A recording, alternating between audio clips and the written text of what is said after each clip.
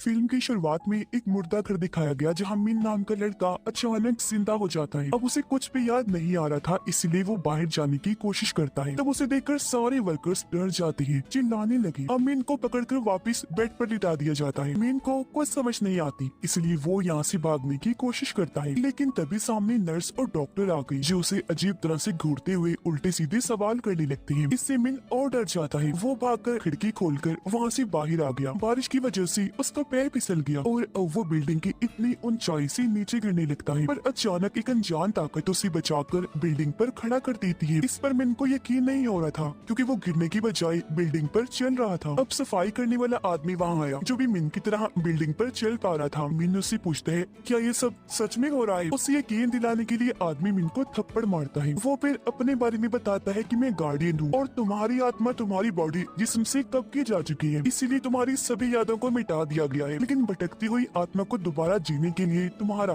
यानी मिन का जिस्म दे दिया गया। मतलब जिस्म मिन का है और आत्मा किसी और की है। मिन के जिस्म में कोई और ही जिंदा है। ये सब सुनकर मिन उससे कई सारे सवाल करता है, लेकिन वो किसी भी बात का जवाब नहीं देता और मिन को एक खिड़की के किनारे पर लटका देता है। फिर कहने लगा कि अब तुम बिल्डिंग पर नहीं चल सकती, अगर हिलने की कोशिश करोगी तो गिर जाओगी। इसलिए वो खिड़की के जरिए अंदर आकर अपने बिस्तर पर लेट जाता है। अब एक नर्स आकर जोर से मिन को सुई लगाती है, जिससे उसे इतना दर्द हुआ कि वो जोर से अपना हाथ मारता है। हाथ वहाँ पड़े पानी पर लगा और पानी हवा में जाकर जम जाता है, जो देखकर मिन को काफी हैरत हुई। अब पता चला कि ये नर्स असल में गार्डियन है, क्योंकि वो अपनी मर्जी के मुताबिक कोई भी रूप ले सकता है। यहाँ गार्डियन मिन के अंदर की आत्मा को बताता है कि तुम्हें ये जिस्म हमेशा के लिए नहीं दिया गया। फिर एक सैंड क्लास देते हुए कहते हैं कि अगर तुमने 100 दिनों के अंदर अंदर ये पता ना लगवाया कि मिन ने अपनी जान क्यों ली, तो फिर तुम्हारी आत्मा को इस जिस्म से निकाल दिया जाएगा और तुम हमेशा के लिए मर जाओगे। फिर जाते जाते गार्डियन कहता है, और हाँ, ये बात किसी को न बताना कि तुम मिन नहीं हो। उसे हॉस्पिटल से छुट्टी मिल जाती है। मिन अपनी मॉम के साथ घर आ गया। अपनी मॉम से पूछता है कि जिस दिन मैंने अपनी जान लेने की कोशिश की उस दिन क्या हुआ था। वो कहती है कि चुप कर जाओ, मैं इस बारे में कोई बात नहीं करना चाहती। अब मिन अपनी डैड को देखते है जो कॉल पर मसरूफ थी। वो जब उसे देखती है तो मिलने के लिए इंतजार करने का कहती है, जिस पर मिन को काफी अजीब लगा कि मेरे डैड बजाय मुझसे मिलने के इंतजार करने का कह रहे हैं। रात को जब सारे सो रही थी तो मिन पूरे घर को चेक करने लगता है। उसे एक फोटो एल्बम मिला, जिसे देखने पर मिन की तस्वीरें उसमें नहीं थी। उसे अजीब लगा, लेकिन फिर वो अपने पुराने कमरे की तलाशी लेने के लिए जाने लगा, पर दरवाजा लॉक था। इसलिए वो नीचे से कमरे के अंदर झांकने की कोशिश करता है, जहाँ इतने ही देर में मिन का भाई आ गया जो उसे सोने का कहता है। अगली सुबह जब मिन की आंख खुली तो उसने देखा कि मेरा भाई अपना लैपटॉप लेकर जा रहा है। तब उसके जाते ही वो एक जगह से चाबियां उठाकर उनसे दरवाजे को लॉक खोलने की कोशिश करता है, पर किसी भी चाबी से उसका कमरा नहीं खुलता। वो अब अपने भाई के कमरे में आकर खिड़की के जरिए बाहर आया और वहाँ से अपने कमरे की खिड़की से अंदर आ जाता है। यहाँ उसे खाली फर्नीचर और एक तस्वीर के अलावा कुछ नहीं मिलता। तस्वीर पर उस दिन की डेट लिखी हुई थी जब मिन ने अपनी जान लेने की कोशिश की थी, जो देख वो चौंक गया और तस्वीर उसके हाथ से नीचे गिर जाती है। आवाज सुनकर उसकी मॉम यहाँ आ गई। मिन पूछता है कि मेरे सामान का क्या हुआ। मॉम कहती है, अपनी जान लेने से पहले तुमने सारे सामान को बर्बाद कर दिया था। फिर वो मिन के गले से लग गई, रोते हुए कहती है कि आइंदा अपनी जान लेने की कोशिश मत करना बेटा। अब उसकी मॉम उसे स्कूल छोड़ने जाती है, समझाने लगी कि अगर किसी ने तुमसे पूछा कि तुम स्कूल क्यों नहीं आए तो ये कह देना कि मैं बीमार था। ये मत बताना कि मैंने अपनी जान लेने की कोशिश की थी। स्कूल आकर पता चला कि मिन की ज्यादा दोस्त नहीं है, उसके पास एक बेस्ट फ्रेंड है जिसका नाम नी होता है। अंदर ही अंदर वो मिन को पसंद करती है। ये दोनों जब वहाँ गए तो नीडल मिन को बताता है कि अगले कंपटीशन में जाने के लिए तुम्हें एक ड्राइंग बनानी पड़ेगी। इसलिए वो अपने काम पर लग गया। अपनी क्लास में वापस आने के बाद टेबल पर उसे एक नोट मिलता है जो उसकी ट्यूशन फेलो का था, जिसने लिखा था कि मैं तुमसे लाइब्रेरी में मिलना चाहती हूँ। ये जब वहाँ गया तो उस लड़की से मिलता है जिसका नाम पाई होता है। अब पहले वाला मिन इसे पसंद करता था, इस मिन को भी ये पसंद आ जाती है। उससे मिलकर बहुत खुश था। अब मिन अपनी मॉम का कार्ड इस्तेमाल करके अच्छे अच्छे कपड़े खरीदता है, साथ ही बालों का स्टाइल भी काफी अच्छा बनवा लेता है, ताकि जिसे मैं पसंद करता हूँ यानी पाई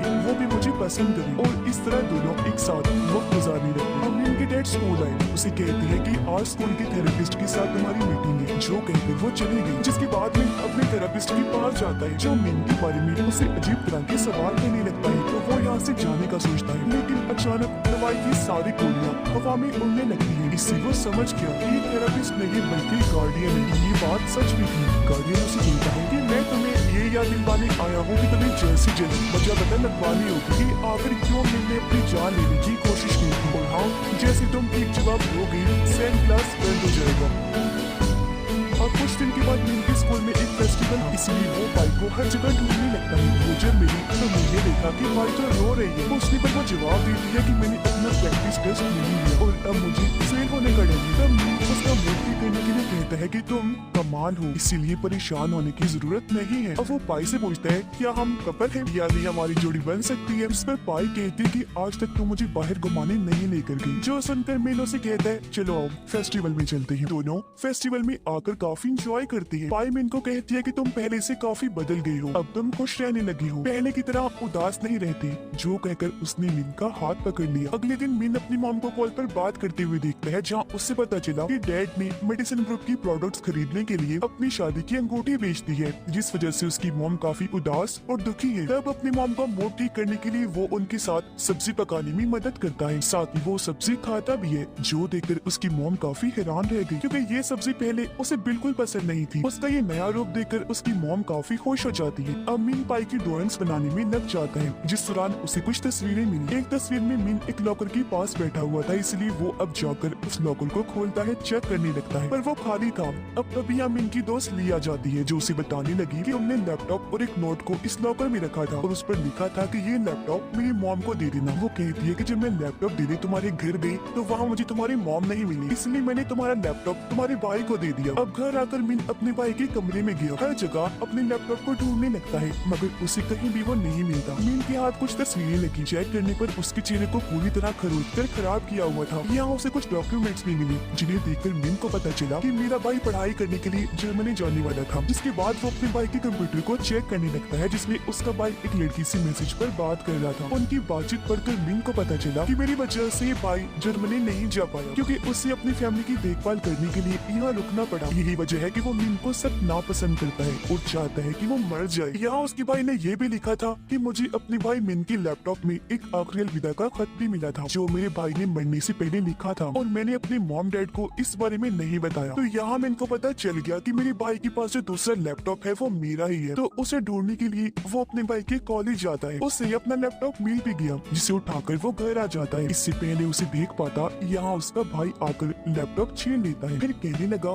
कि हमारी फैमिली तुम्हारे बगैर ही खुश है। जो कहकर वो लैपटॉप को घर से बाहर फेंक देता है। इसीलिए मैं जल्दी से अपना लैपटॉप लेने बाहर आया, देखता है ये लैपटॉप तो हवा में तैर रहा है। दरअसल वहाँ औरत के रूप में गार्डियन बैठा हुआ था, जिसने अपनी ताकत से लैपटॉप को हवा में रोक दिया था और अब अगले ही पल उसने लैपटॉप जमीन पर गिरा दिया। जो करने के बाद वो मीन पर हंसने लगता है। मीन जल्दी से लैपटॉप लेकर घर आया। चेक करने से उसे पता चला कि मैंने बोतल में जहरीली दवाई मिलाकर उसे पी लिया था, लेकिन मरने से पहले उसने अपनी सभी तस्वीरों से अपना चेहरा खरोच कर मिटा दिया था और अपने सारे सामान को जला दिया था। ये भी पता चला कि मीन अपने डैड से नफरत करता है, क्योंकि वो अपने प्रोडक्ट्स की मेडिसिन लेने के लिए उसकी मॉम की सैलरी खर्च करते थे, और क्योंकि उसका भाई भी मीन को हमेशा छोटा महसूस करवाने की कोशिश में लगा रहता था, इसलिए वो अपने भाई से भी नफरत करता है। यानी इस घर में सिर्फ उसकी मॉम ही थी जिनसे मीन प्यार करता है, पर उसकी मॉम क्योंकि ज्यादातर घर से बाहर रहती है, तो उसकी जिंदगी में अब बस पाई ही बची थी, जिसे वो पसंद किया करता था। अब एक दिन जब वो पाई से मिलने गया तो देखता है कि उसका टीचर पाई के साथ गलत करने की कोशिश कर रहा है, जो करने से पाई भी उसे मना नहीं कर रही। और ये देखकर मीन को काफी हैरत होने लगी, उसे बुरा भी लगता है। अब फिलहाल तो वो टीचर को मना नहीं करता, लेकिन अगले दिन क्लास में जाकर टीचर के मुंह पर जोरदार मुक्का मारता है, जिससे टीचर नीचे गिर गया।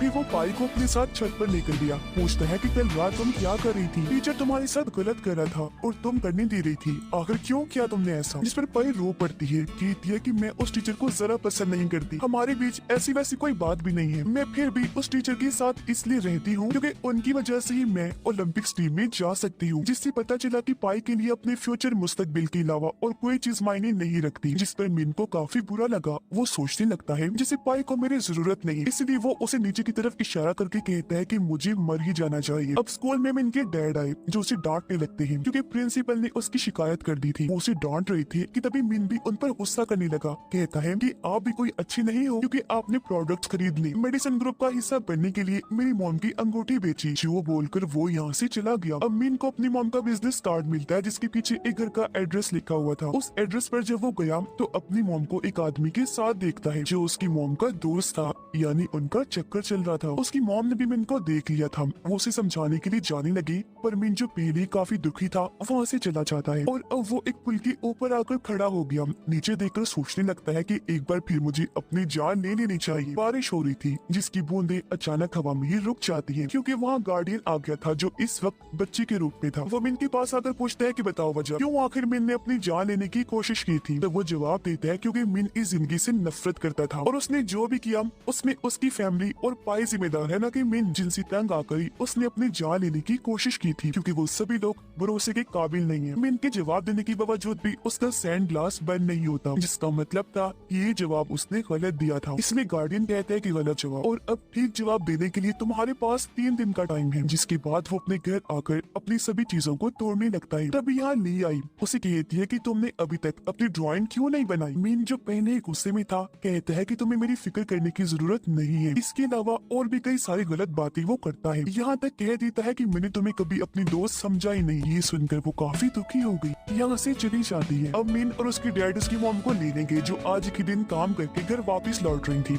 मिन बाथरूम जाने का कहकर अपने मॉम डैड को अकेला छोड़ देता है और अब वो बाथरूम जाने की बजाय छुपकर मॉम डैड की बातें सुनने लगता है। उसने देखा कि डैड ने जो शादी वाली अंगूठी बेच दी थी वो उसके डैड मॉम को वापस कर रही है और अब यहाँ उसकी मॉम डैड को बता देती है कि मेरा ताल्लुक एक दूसरे आदमी के साथ भी है, जिस पर उसकी डैड बिना कोई बात किए वहाँ से चले जाती है। इसलिए अब मिन और उसकी मॉम अकेली थी। गाड़ी में आकर वो मिन से माफी मांगती है, फिर रोते हुए बताने लगी कि मैं अपनी फैमिली के साथ रहना चाहती हूँ, इसलिए उस आदमी के साथ मेरे ताल्लुक तोड़ लिया है। पर यहाँ मिन अपनी माँ को माफ करने से मना कर देता है और बता ही देता है कि मैं तुम्हारा बेटा नहीं हूँ, उसकी लिस्ट में कोई और हूँ, तुम्हारा असली बेटा मर चुका है क्योंकि तुम एक बुरी माँ हो। उसकी मॉम क्योंकि रो रही थी तो उनका गाड़ी पर से ध्यान हट गया, इसीलिए काफी बुरा एक्सीडेंट हो जाता है जिससे दोनों बेहोश हो गए। अब जब इनको होश आई तो वो खुद को हॉस्पिटल में पाता है। वो जल्दी से अपनी मॉम को देखने गया जो अभी भी बेहोश थी। यहाँ उसका भाई भी था जो मिन को बताता है कि मॉम की हालत काफी सीरियस है। अब तो मुझे ये बताओ कि तुमने अपनी जान लेने की कोशिश क्यों की, मुझे कुछ क्यों नहीं बताया। अगर तुमने मुझे बताया होता तो मैं तुम्हारी मदद करता। और हाँ,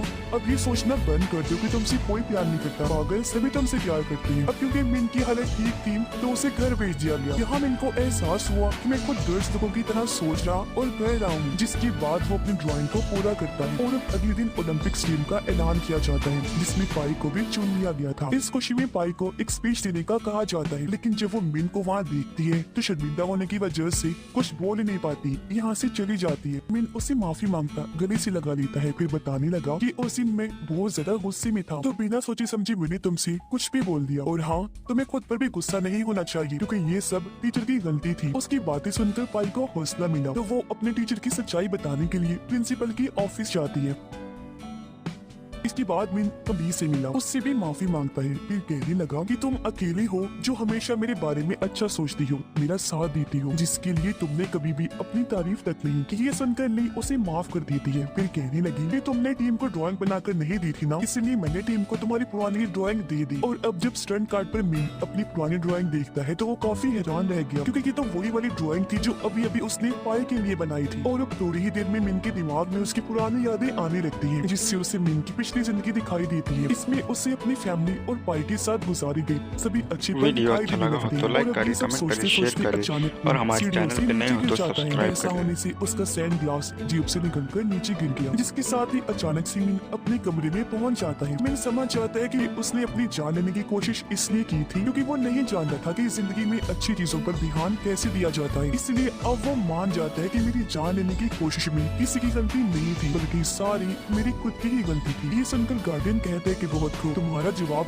अब बिल्कुल ठीक है और बहुत बहुत मुबारक हो, तुमने अपनी आत्मा को जीत लिया है। जिसके बाद गार्डियन वहाँ से गायब हो जाता है। ऐसा होते ही मिन भी दोबारा से स्कूल में पहुँच जाता है जहाँ ली उसे देखते ही मिन के पास आ जाती है और वो भी उसके गले से लग जाता है। वो यहाँ से सीधा हॉस्पिटल गया, देखता है कि उसकी मॉम को भी होश आ गई है। वो मिन को बताती है कि मेरी तुम्हारे डैड के साथ डिवोर्स हो रही है, इसीलिए अब तुम्हें फैसला करना होगा कि तुम किसके साथ रहना चाहती हो। और हाँ, अगर तुमने अपने डैड को चुना तो मैं तुम्हें कभी गलत नहीं समझूं क्योंकि मैं अच्छी मॉम नहीं हूँ और ये बात तुमने भी कही थी ना। ये सुनकर मिन रोने लगा और अपनी मॉम से उन सब बातों की माफी मांगता है जिनकी वजह से उसकी मॉम का दिल दुखा था। वो मॉम के गले से लग गया और कभी आपका बेटा होने पर पछतावा नहीं होगा बल्कि फख्र होगा, आप बहुत अच्छी मॉम हैं। जिसके बाद मिन अपनी नॉर्मल जिंदगी गुजारने लगता है। उसे जिंदगी और अच्छी चीजों का पता चल गया था। इस फिल्म की कहानी भी यहीं पर खत्म हो जाती है। है।